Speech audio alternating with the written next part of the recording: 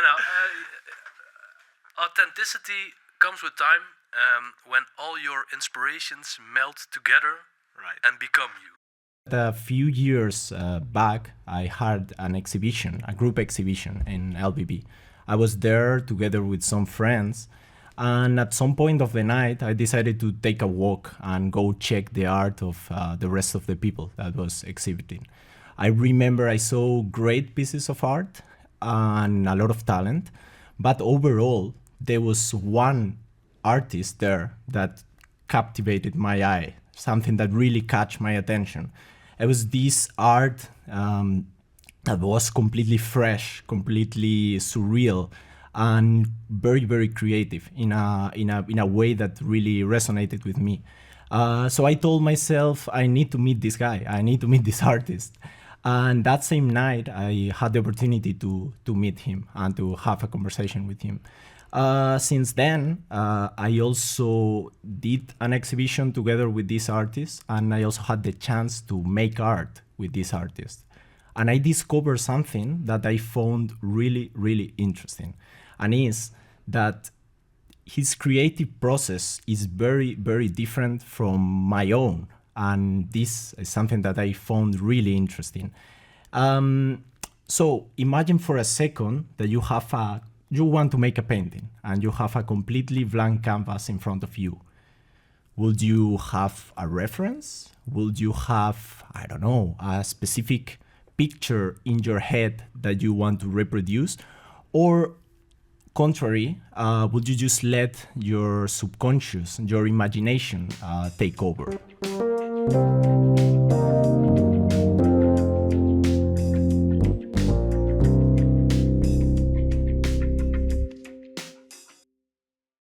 So, Roy, we're very curious. If you sit down to start your art, explain to us how that process goes. I don't know if I should call it a process. It's just a matter of doing.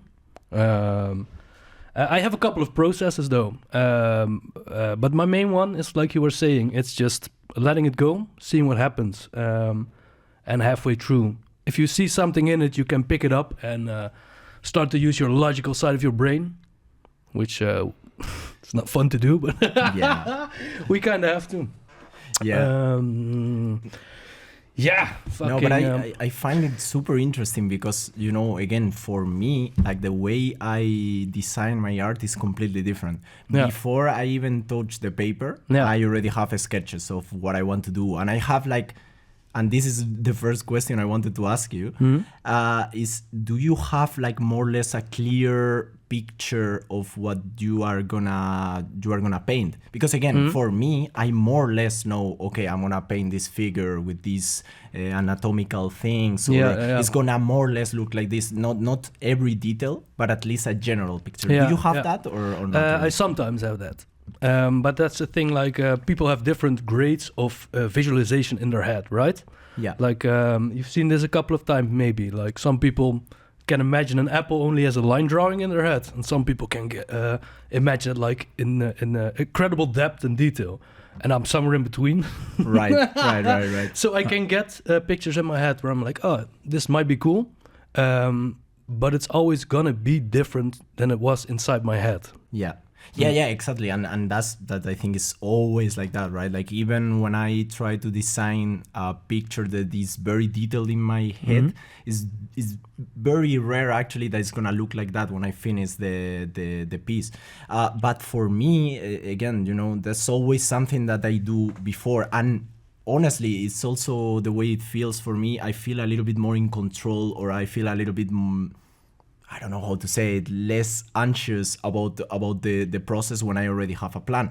But in your case, it looks a little bit like you don't have that need of okay, listen, if you don't have a plan, nothing can go wrong. But it kind of sounds a bit similar to my experience, where if you use the Apple example, then I'm further behind the curve as opposed to everyone. I just hear someone tell me Apple, and then I have to go with whatever that is. I don't see an image. Okay, yeah. I don't see letters. Like there's people that have letters. I just hear someone say, "Oh yeah, apple," and I'm like, "Oh yes, I remember that's red. Yeah, I want to use red," and then I can sort of go into a flow where I just start to create. And to me, it sounds kind of like your process is you have like an image, like an idea, a small idea that you sort of start building from. That's what I was saying. Like there are different scenarios. The one that happens the most is what you were introducing me with, is a blank canvas where I kind of let go of everything. I just apply some paint, and honestly, sometimes I think my materials have a better story to tell than I actually do. So I let them kind of speak for itself, you know.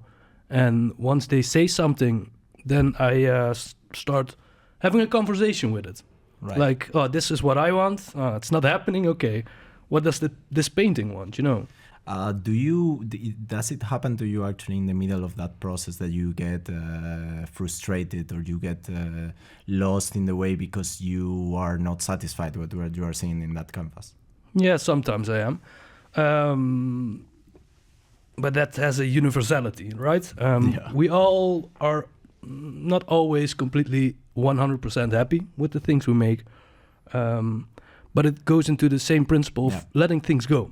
Yeah, because this is something that I am always very curious when I meet someone that makes like a very elaborate, very detailed art compared to, let's say, something that's more sketchy or more fast. Something that I'm always very curious about is like, do they also have what I call the ugly face of the painting or the drawing? Let me explain what I mean. So in almost every drawing that I do, there is a point midway in which I am just very close to actually quit the project and tear the paper and forget about it, throw it away. And I think actually that responds a little bit to that feeling of, having that expectation in my head that this is going to look like this or that this is going to have like this quality. Do you also go through to moments like that when you are painting? Multiple. Oh. Okay. Yeah. Because the first draft is always ugly because it gets thrown on pretty loosely. Like when I paint a figure, the first draft is basically a stick figure. It has just a little bit more depth than a stick figure, but it's still kind of the same principle. There's like almost a line for shoulders and hips, and then it's just a little circle for a head, and then we'll just see what happens after that. Right. It's the building blocks, right? Yeah. If you want to build a good house, you gotta have a sturdy foundation. Right. Even though it's ugly, as long as it works. So you have like multiple stages, like multiple canvases, like you scrap and you continue from there, or is there a point where you switch to just, you start on something, you just keep going with the same? Okay, sometimes when I'm kind of don't know where to go with a painting, I just put it aside and let it rest. Maybe also let it rest in my mind, because sometimes you keep looking at something and you can't figure it out. All it needs is a little time and for your head to forget it even exists. Right. So you can look at it with fresh eyes. Right. And then sometimes it just comes to you. Like, oh shit, this is what needed to happen. But do you continue like on the same work, or do you have like multiple destroyed versions of the same work like lying around on the floor? Well, my room is kind of like a mess with unfinished work. A couple of weeks ago, I kind of started with painting over some other pieces I've never been really happy with, which was kind of freeing because they were looking at me. Especially when they have faces, they kind of look at you like, come on, I'm here. Come on, finish me. Where am I going with this? I was repainting some stuff.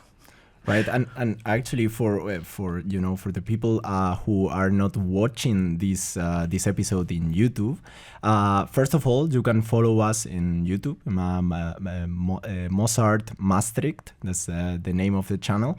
But also, if you want to take a look to Roy's paintings, I think it's actually a good moment for you to share your Instagram account for time for a plug. Curious. Yeah, time for a plug.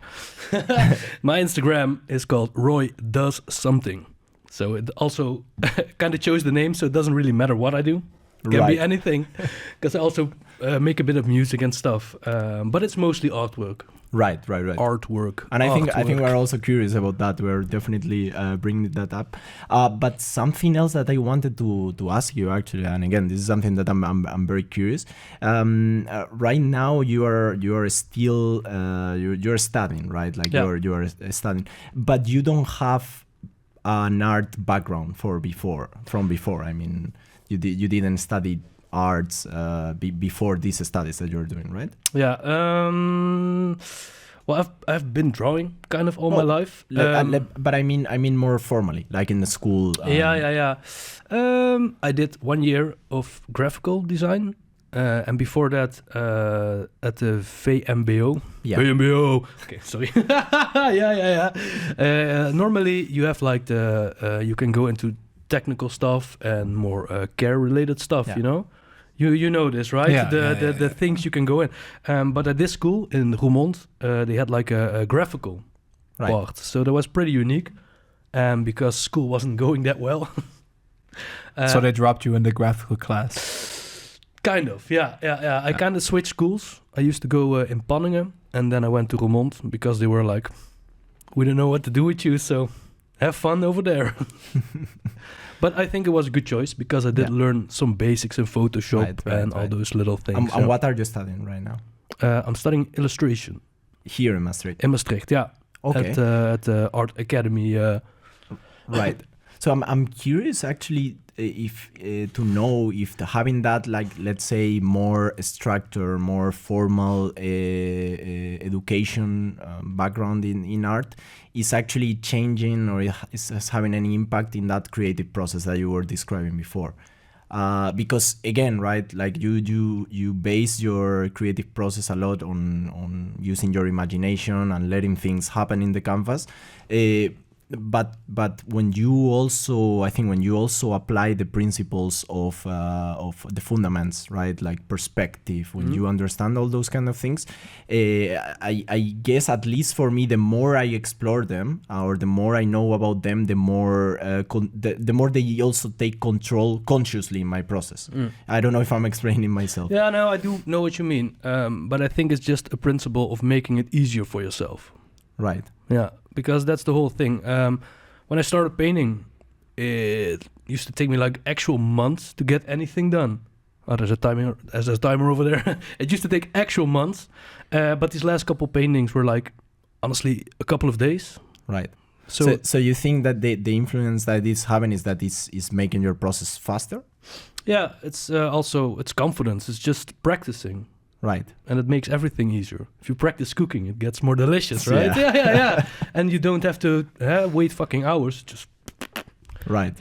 Just like a sharp knife makes cutting a lot easier. But do you feel like it has made a distinctive difference in the way you create? Not really, because it's more like illustration is a little bit more toegepast. Applied. Yeah. And what I do is a little bit more autonoom. It's more of a artsy-fartsy of a way of saying, I do what the fuck I want. And illustration-wise, it's more like it's related to opdrachten. Fucking my English, huh? Assignments. Yeah. So is it? So what did you? Because I suppose you had to go for like a selection to get into art school, or? Yeah, I did. But I was already at a point. The funny thing was, I was kind of nervous right. when I applied, when I did the whole thing. But there was no need to be nervous at all in the end. Why? Because they already kind of decided to let me in before I actually did the whole interview. Because they saw your art. Yeah, exactly. They were actually kind of like warning me even, like, you're going to be in a class with people that just aren't as far as you. So okay. That's very interesting. Yeah. And you know, that's also connects a little bit with another thing that I wanted to ask you. It is like I do have the feeling that we are we are similar in a way, in the sense that we approach art a little bit from an outsider, right? We are not people that they have studied fine arts, for example, right? And I do think that having that outsider perspective to things sometimes can bring a lot of benefits. It can make you see art in a way that maybe the people that they are inside art can't, or find more difficult, And I wanted to ask you if that's also experience that you have. Yeah, I do think so. I think it's kind of better even to not know exactly what to do. Now, honestly, being an outsider is great.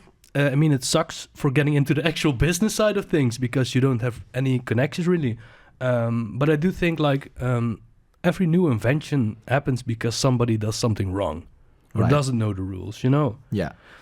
But the other thing is you have to know the rules to actually break them, or else you're just doing stuff. Yeah.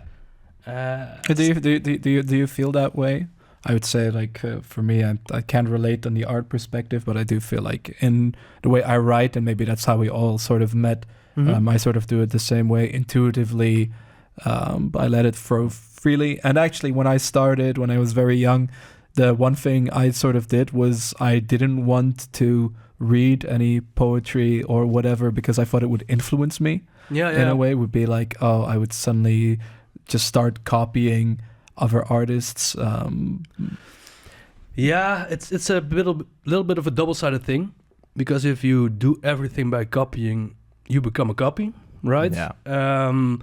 But this is one thing I always say: you have to see a leaf before you are able to draw a leaf.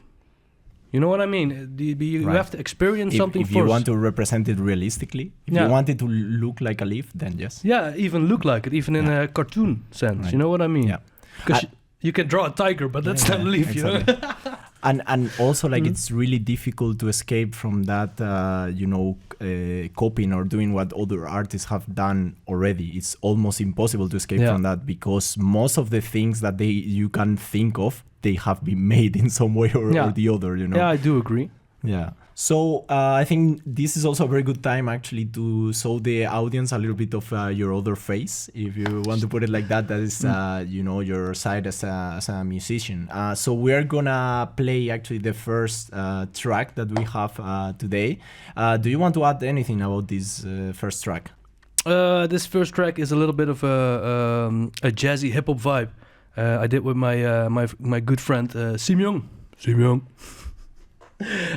We make a lot of music together, and if you want to relate this back to my whole working process, this is basically we pick a day and we set up a little and we just improvise and try what happens. And wow, that sounds really cool. Yeah, try to make music out of it. So enjoy.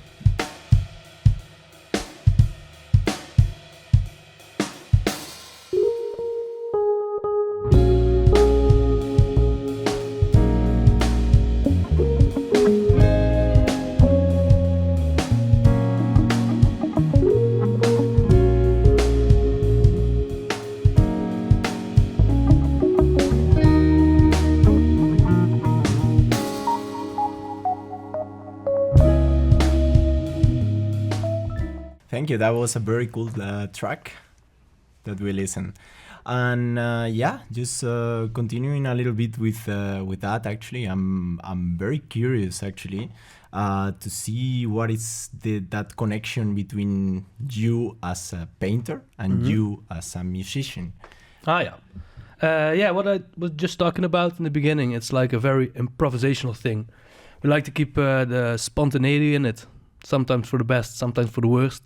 Because there are some songs I might just not want to show you guys. But once again, the kind of the golden zone is somewhere in between, right? Yeah. Where you try to capture spontaneity. So would you say that you make music exactly the same way that you make art, or do you see any difference in? It is different because it is a kind of a different principle, but the spontaneity stays the same. Yeah. And that's actually to have an audience. Does it have an impact on you? I mean, in the sense of performing, in front of people, or because I think music has maybe that element or that component that that visual art doesn't have as much. I'm gonna go on a little tangent then, because as a child I used to draw a lot. It used to be, well, not just my thing, but but it was kind of my thing. So much that everybody was like, "Oh, you're probably gonna do this when you grow up, right?" And I'm kind of a koppige guy, so I was like, at some point I was like, "Nah, fuck that, I'm not gonna draw anymore." So suddenly I didn't have anything creatively, right? And then my little brother picked up guitar, and I was like, "Oh shit, I want to do that too." So he taught me a little bit. I got a teacher for a while, and just basics, huh? Just like with drawing, studying some basics, getting the concept of music through your head. Yeah. Because there are art rules and there are kind of music rules, and you can break them both, but it is good to know. Yeah. You know, yeah. Yeah. No, and it's really interesting that I think, if you are that kind of people that have a creative, I always say it, if you are that kind of people that have a creative impulse, you need to let it out somehow. Otherwise, you go crazy. Yeah, you end up at the mental place. Yeah. Did you decide on guitar straight away? Or because I thought it would get me late, but no, didn't happen. No, I just I gravitated towards it, I can remember distinctly one of the first moments it was like, I don't know, when I heard a guitar solo. I don't really remember. It might have been the guitar solo in SpongeBob the movie. Like legit, it was. I thought it was very cool. Right. But that kind of touched something where I was like, I want to be able to do that stuff. Yeah. That's really cool. And I think this is also the perfect time to actually start showing the audience, especially the ones that are watching this in YouTube, a little bit of your art. And for those who are not watching this in YouTube, I thought that we are gonna do it in a very interesting way. Good luck. We want first to actually make a little description of what it is in your art before showing it to the audience. So actually, do you have a picture that we can? Yeah. So give it a try, guys. So we have the image right here. And if I'm gonna start this off, to me it's very much I see like there's like a landscape painting here, sort of as a whole vibe, but the main focus of it, it could have been a train, but it isn't. It's like this man, this very distressed man or figure coming out of the mountain. It's coming out of some kind of tunnel as well. You can see like a square shaped tunnel. There's also something interesting that for sure we are gonna comment, that is that language that is on top of the main figure. There is some letters written in a language that I cannot identify. There's also a crowd in front of the figure, if you can see. Yeah, and the closer you look, like the more little details there are, and this is like I think this is a very common theme in the way Roy does something. And I think the best part about this is there's an orb, and the orb actually reflects the landscape to a degree. Right. And if I'm describing this to you guys now, and you'll notice it. If you see it in a big picture, you're gonna ask me first, like, where is the orb? And that is important. And if Roy, if we are describing this, do you now have an idea which piece we're even referencing? I do. Right. I remember, Roy, being at your place at some point last year, I think, and I remember seeing that piece, but it was not finished. It was not completed, actually. When did you finish it?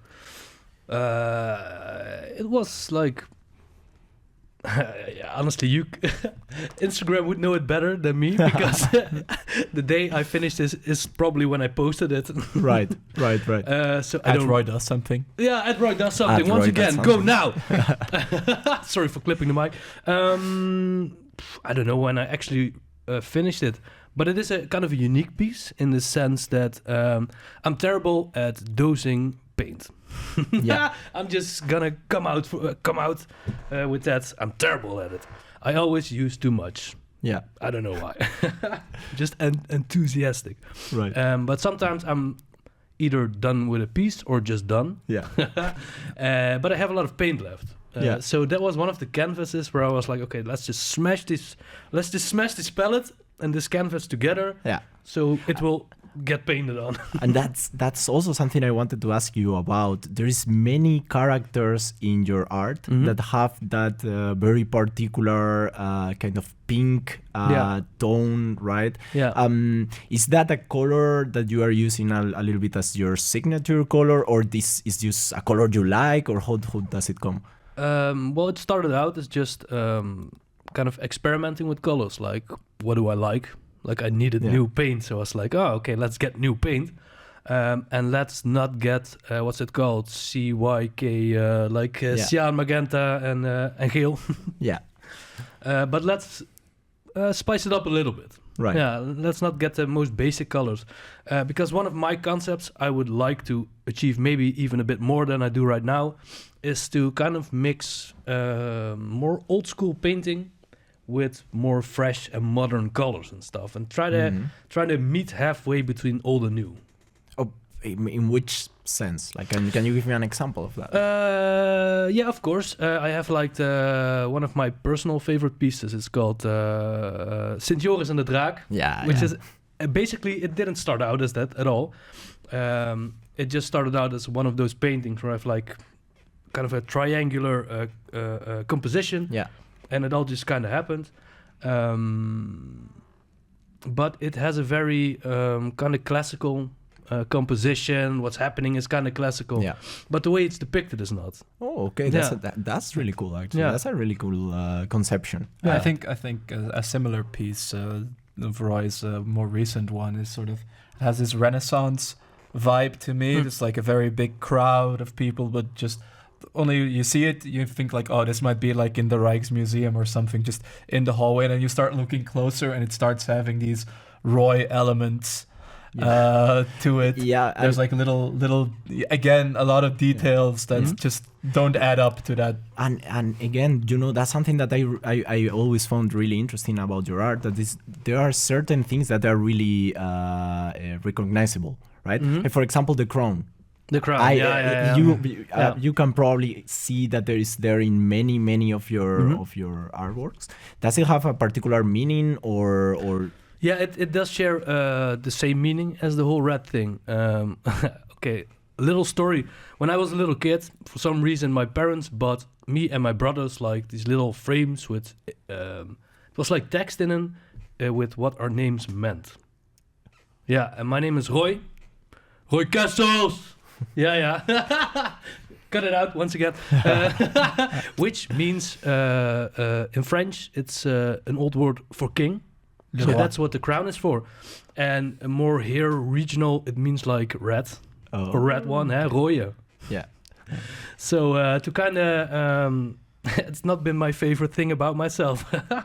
So to kind of reclaim that stuff, I try to put it in paintings. Yeah, okay, that's super cool. So it's kind of like a signature. It is kind of a signature, an extra one. Yeah. That's really interesting. I've never thought about it. And another thing that actually I found interesting is that I noticed that you name all your paintings in Dutch, right? And I think you do that. It's not a coincidence, right? No, it's because I'm an ultra nationalist. No, it's just because honestly, I'm kind of done with everything having to be for an international market. Yeah. If you if you just talk Dutch, we would have been talking Dutch right now. But I don't mind to accommodate to people. Yeah. But I'm like, man, I'm Dutch. Yeah, no, but I get that, for me, I must say that shame on me. I don't do the same actually, because I name most of my pieces. I name them in English, right? I'm fully aware that I'm doing it because because I want to reach maybe a wider audience. But I also understand that the spirit of this is my art. It's personally my stuff, So I wanted to be like me. I wanted to be me, right, in a way. Which isn't a bad thing, because another band I'm in, which doesn't officially exist yet, we do English lyrics and stuff, because it does have a broader appeal. But it's just for me personal. I find I don't do well anyway in algorithms, so I just don't want to play into them. Yeah, I'm a bit of a fuck you actually. Yeah, towards the whole industry right now. I get that. Yeah, and of course that's another topic that I wanted to bring at some point, right? That is social media and how all artists that let's say artists that are very niche artists, like let's say you and me, because. I mean it in the sense that we don't make pop art, for example, right? We are not making a kind of art that is gonna be for all audiences. Let's say I think it's for a very specific type of people that enjoy like these surreal elements, right? Sure. So it is actually difficult to find, let's say, your audience or the right people for to consume your art. Yeah. Well, honestly, I don't think social media is for art. I might have told the story before, but I think what's happening on social media is it's becoming about the process that has become the new product instead of the product itself. Yeah, with these reels and all these short videos. Exactly. People are much more interested in how you do it instead of what you're actually making, you know? Yeah, and I don't know if this happened to you guys as well, but I noticed myself many times watching art pieces because of course I follow a lot of artists, and sometimes I get inspiration from social media, right? But I also noticed that many times I just see a post from an artist that I love, and in less than a second I have scrolled down, and I have looked at it, liked and scroll down. And I think it's a bit sad, but it really reflects how people are consuming art nowadays, right? What do you think is the best way to engage with your art, Roy? That's a physical thing. That's actually standing in front of a painting and looking at it. Because one thing I have been doing lately, I've been doing an internship at Dave De Leeuw. Shout out Dave De Leeuw.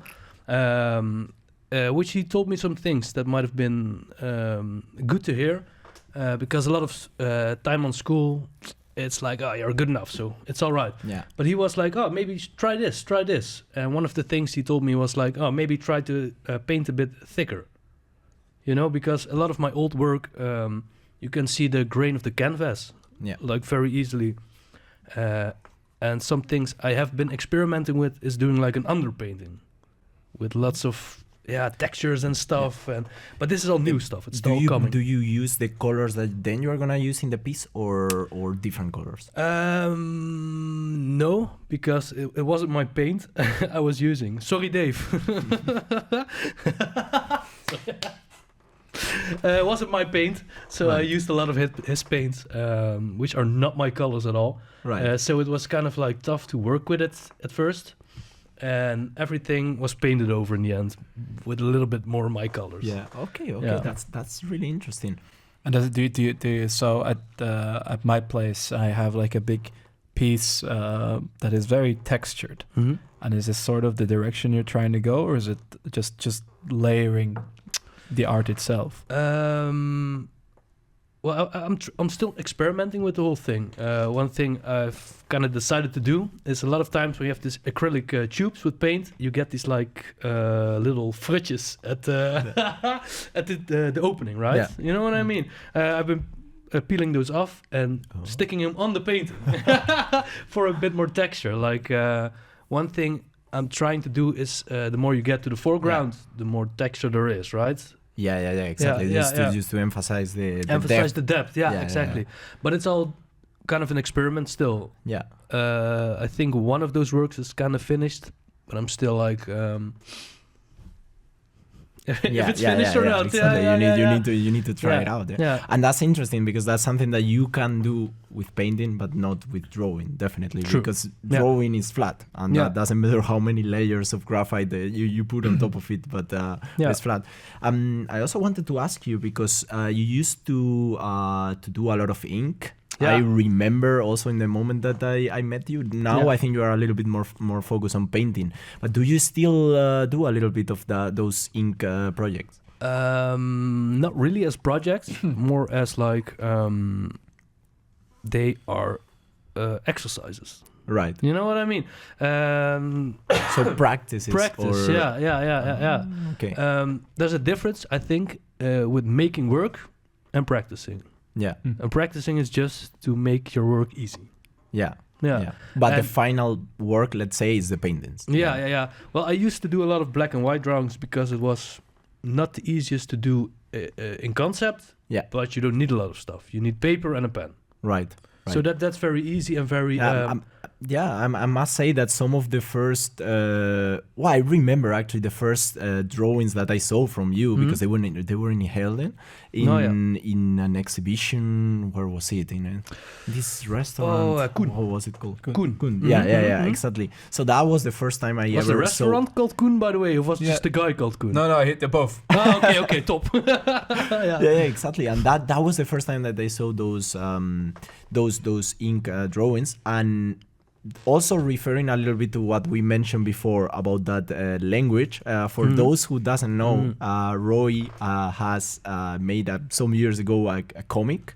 I think that I really want to mention, because I have a copy myself and I honestly love it, in which the entire comic is written in that same language that we saw before in the painting. So that language is a language that you made up in that moment? Or made up is a big word. I did the language, the same thing. I do everything, which is improvised. The story behind it is very simply, I wanted to add text to a work, but I didn't have anything to say. Yeah. And sometimes... But the comic has a story. It has a story. It just didn't have to be in words. Right. Like if you want to go all the layers down, it's just a laziness thing. Like it was a school project and I wanted to do that. And besides drawing a comic, writing a whole ass story is a lot of work, Yeah. Maybe I shouldn't give this tipje van de sluier. No, it's No, I think it's part of the appeal. So I remember when we once did an exhibition together, and I was just talking to Arturo about it, and we were like discussing like what does it mean? What would there be a system behind it? And it's just it sounds like one of those things where you started blending into intuition sort of with the practice, as you just explained. The effect I would like for it to have is kind of like discovering like a lost civilization, you know, with a language that nobody's ever gonna be able to figure out. Right. And kind of the mystique that gives is something I really like. Yeah.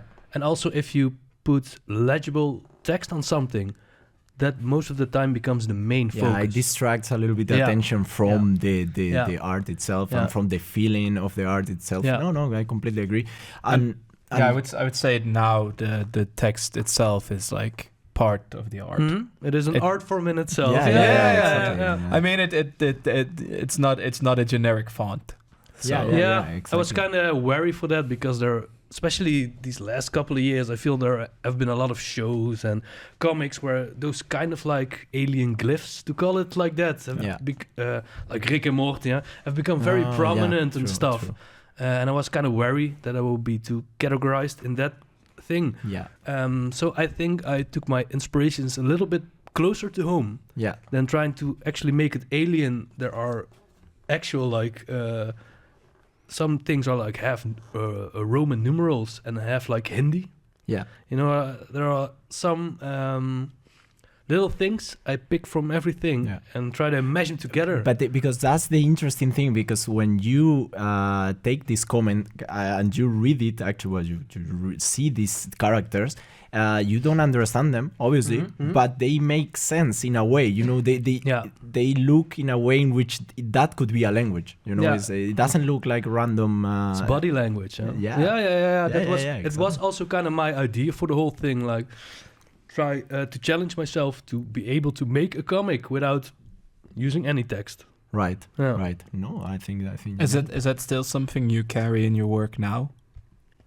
Yeah, absolutely. Honestly, I think that's been kind of the point where I'm like, let's keep it fake. Let's leave it to people to actually interpret this, because I don't like giving meaning to my own work. It does have meaning for me, but I do think a lot of times when people resonate with something, it becomes a lot more powerful than you can have yourself. You know what I mean? Yeah. No, totally. And I think that's also something that I kind of learned from interacting with artists, that they approach art a little bit like you do. That is that, the meaning of art sometimes is art itself, and you don't need to look in any other place, because it's true that sometimes we really try to give words to art, right? And to try to explain with words what art means. And there are certain pieces of art that they are completely out of that chart, right? Like the point of art is actually that you can express things that you cannot express with words. Yeah, exactly. That's why they say a picture is worth 1,000 words, right? Yeah. Popular knowledge. Yeah, man, I do agree. But then a ROY painting has 1,000 elements. I would say, if you look at a ROY Kessels work, that's so. What are all of those random inserts, or are there some of those, like, we know the crown has deliberate meaning, but is there like a lot of Roy's works? If you look at them, there's a couple of them that have like a similar pattern. So you did like a couple of works that incorporate like the a desert. Woman, or mijn vrouw-serie. Honestly, that's been kind of inspired by Gustav Klimt, where you put like a more realistic figure inside of a more abstract surrounding or dress, maybe like even. This vest, I'm working right now on one I kind of like, actually. But it's that principle, but I'm trying to make it a little bit more my own, because that's the danger of doing art, like. Well, would you say that you are already in a point in which you feel no. No. Authenticity comes with time, when all your inspirations melt together, right, and become you. Wow. Okay. Yeah, that's a statement. No, but totally agree. Yeah. It's something that really takes a lot of time, and it's something that, to be honest, I'm struggling myself, because sometimes I make pieces. I don't know if did you struggle with this as well.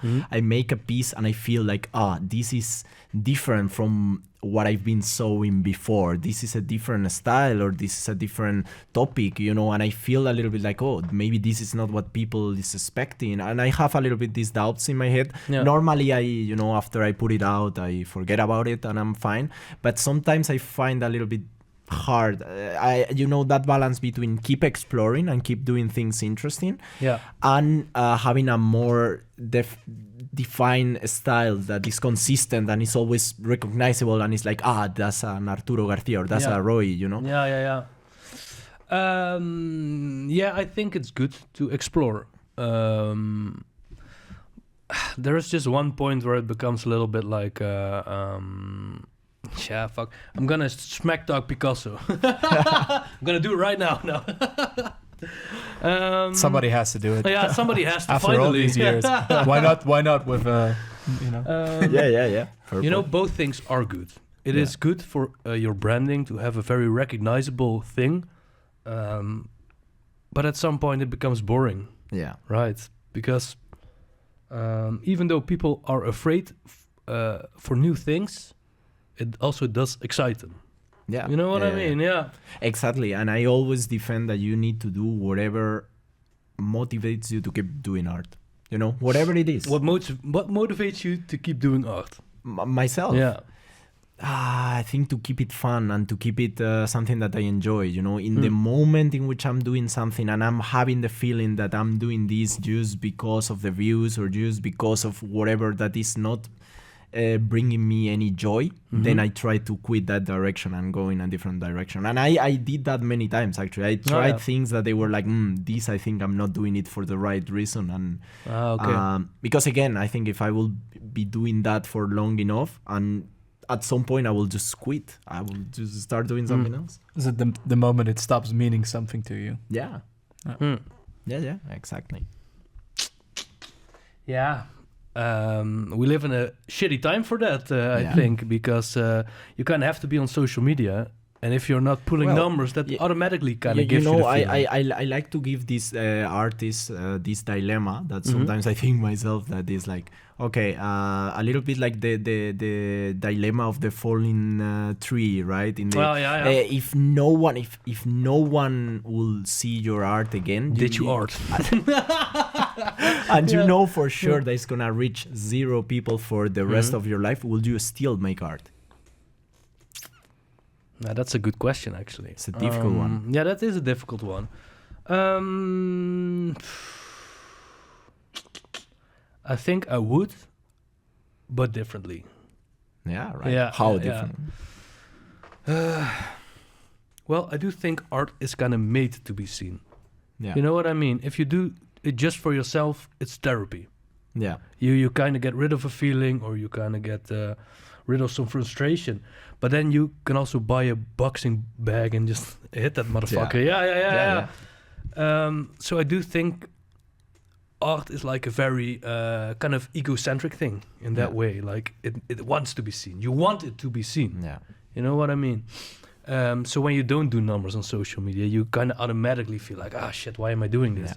But even if you don't post it in social media, there is always an audience. And even if you don't share it with anyone, there is always an audience. At least one person who is going to see that art. That's yourself. That's yourself. So in that sense, you are also... It's a very interesting thing. But because it's also your audience today might be different from your audience tomorrow. So I guess that might be something like... I don't know how you guys see this, but this is like the social media thing, right? This is like...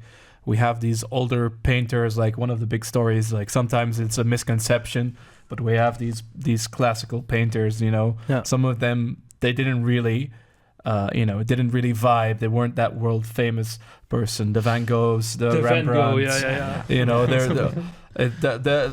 at the time, they might have been what we call in Dutch kind of like bread artists, they were working to work, and they might have, it might be sort of overblown how much they were just working to work, but they were still making some living out of that. But I feel like this is sort of like is your art the product? Is it inherently does it mean something to people now, or is it something that we let go of, we create, and then you might eventually bring it to people? I don't know. Like, would you show someone like a first ROY? How do you mean a first ROY? Like a first ROY, like a shitty Dragon Ball Z drawing? No. I mean, no. I mean, so this is what we do, right? So if I just use Rembrandt as an example. These days, everything that we find that sort of has his name scribbled on it goes into university. We start researching and we go like, whoa, that's amazing, because it's signed Rembrandt. And if it's like a charcoal etching, like we know him as a painter, but like in the museum you will see like charcoal etchings. It's kind of like if we see the ROY that we know, that we sort of like encountered, then we might go for like like one of these paintings that we're showing today. But Arturo owns the comic book ROY. Yeah.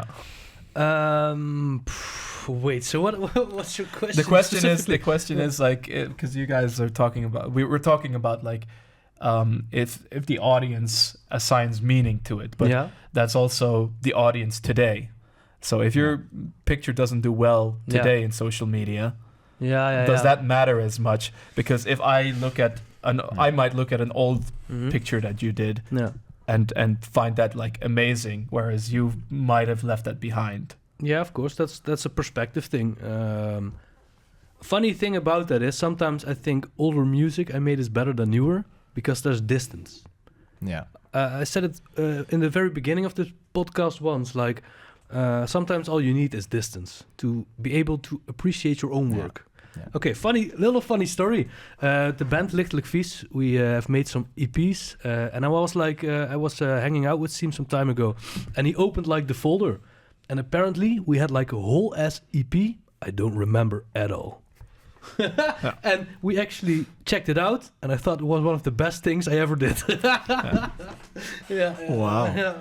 Yeah, but that's really true, and I think it's also more or less a universal feeling that sometimes when you finish a piece of art, especially if you've been working for so many hours on it, that's the last thing you want to see. You know, for me, many times I just put it in a closet or in a drawer or whatever, and I close it. I don't want to see it for months. And then months after, I really like that feeling when I open that closet and I encounter that piece, and then my relationship with that piece is completely different. I think this is kind of hitting what I was getting at before, because for me, that's what I do with my writing. Mm-hmm. Is my closet is Instagram. Right. Okay. Everything I write, I do sort of like in a intuitive, emotional way, and then I post it, and then I never want to look at it again. Mm. And then people will like start complimenting or like start interacting with it, and I'll be like, yeah, thanks guys, that's very cool. And then, but secretly, like if I read it, and this is why I don't perform, like I've tried it a couple of times, but I don't perform my work as often because I don't want to look into the box. Yeah, right. You know, this is this is kind of an inversion of your experience where look into the box in what way? Like if I see my own work, I don't distance closes in, and then I start becoming very critical of my own work. Yeah. And that's also like I start building my audience from the moment I walk away. Yeah. I would like to say though, performing live is the best way to see if people fuck with your shit. Really, like we've been making music a lot, but we've just been rehearsing a lot, so you don't know which tracks actually resonate with people. And I do think it's a very good way to actually find that shit out. Yeah. So you can maybe scrap this or keep that. You know what I mean? Yeah. But does that not sort of go against your perception as a visual artist, in the sense that if we're going back to the previous conversation, now you're sort of saying like as a musician you're hoping to see what the audience wants, but as a visual artist, you know, if you're doing what the audience wants, that's not necessarily the direction you want to go. Well, there is this weird relationship between an artist and the audience, where they do have a little bit of a collaboration. You know what I mean? Because that's the thing. If you want to do this professionally, you do kind of do it for people, and you can do whatever you want. But if people don't resonate with it, then you need to you still need to find your money, right? Yeah, and sometimes you can adjust it just a little bit, right? And that's enough for people. And sometimes people don't like it, but you have to make a choice if you want to be an artist that's like, well then fuck you, I'm just gonna keep doing this, which I kind of am, you know, because I don't have any success at the moment. But I think that's exactly what you are saying, right? But that's also what brings that fresh element to the art, right? Because it's it's something that is out of the charts. It's something that is different from what other people is doing. In that sense. So I think it's actually time to show the audience of this program your second track. Yeah, I think it's a good time to see one of these tracks that you kind of forgot about. Yeah. I haven't forgotten this one. Okay, let's open the box.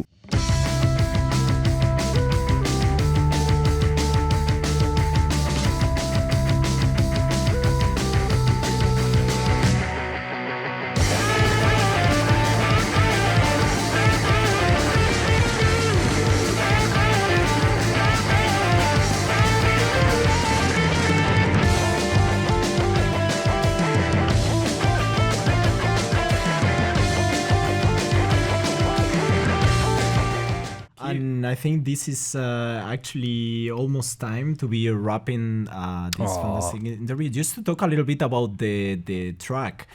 For those lucky ones who have watched it in YouTube, also they have probably watched the animation. The badass video clip.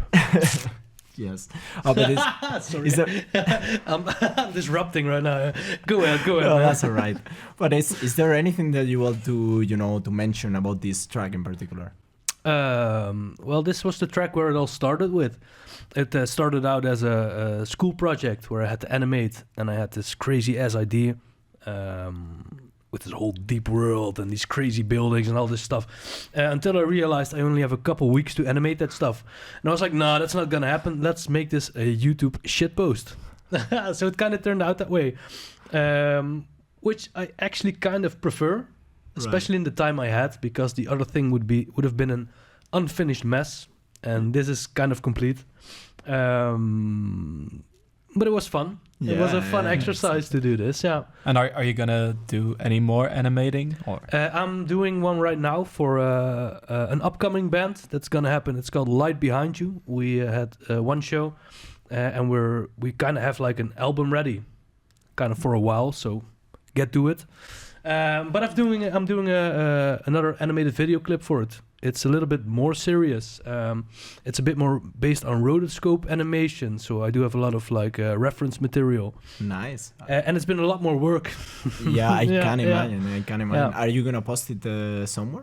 When it's done, it's gonna be posted everywhere where that stuff should be posted, right? Yeah. The whole Spotify rigmarole, even though fuck Spotify. I must say that I've watched a little part of it, and it looks amazing. So I'm really looking forward to see how that finishes. Yeah, I dropped a couple of tidbits on my social media, so once again, check it out. Yeah, maybe you can repeat to the audience, Arthur, what is your... Man, do these people have like no attention span at all? It's called Roy Does Something on Instagram. Check it out. Go check his art. Check his stuff out. Roy does a lot of things. A lot of things. That's why it's called Roy Does Something. Yeah, exactly. Because you never know which one it's gonna be. I could go swimming and post it. I'm not gonna, but... There's also any other thing that you would like to, I don't know, mention, like upcoming events, upcoming exhibitions, or, I don't know, maybe commission work that you are open to do? At the moment, not really. I'm kind of busy with finishing school and all. The only thing I can promote was the band. Just follow me on social media and keep up to date, because I'm not really planning, but I'm planning on doing more stuff. Right. It's in the back of my mind, you know. Yeah. It is gonna happen. Maybe take a while. It might take a while. But it is gonna happen. Right. Well, guys, we're happy that you listened. We're happy that you watched. And this was our first episode of MosArt, and we're gonna rock it out with a last track by Roy. Not just Roy, but Lichtelijk Vies. Gewoon lekker pak je skateboard erbij en ga lekker skaten. En dan zet het nummer op en dan veel plezier.